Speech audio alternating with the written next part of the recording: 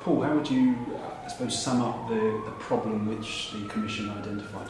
Well, I mean, the most striking thing that the Commission brings into sharp focus is the extent to which, even over the period of strong economic growth from 2001, there's very low growth in incomes, particularly of people in the middle of the wage and earnings distribution.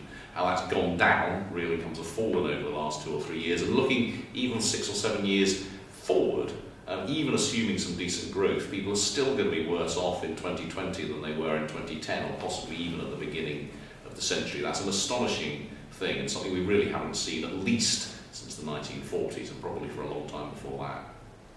And your area of expertise at the IFS is obviously the tax and benefit system. Can you give us some idea of what you saw as the particular calls that the Commission makes in that area?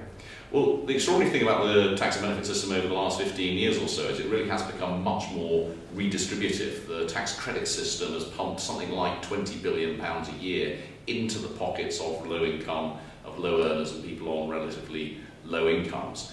That bill is coming down a bit at the moment as this government is making cuts as part of the fiscal austerity programme. We can't expect the welfare system to increase incomes in the way that it did over the 2000s. So what can you do? Well, you need to think about having the most efficient system that you can have, one that supports work incentives rather than distorts work incentives. And that probably means supporting particularly women with school-aged children and men and women above the age of around 55, because these are groups who we know really respond to the way that the benefit system is designed, and you can design it much better to support them into work rather than giving them incentives to stay out of work.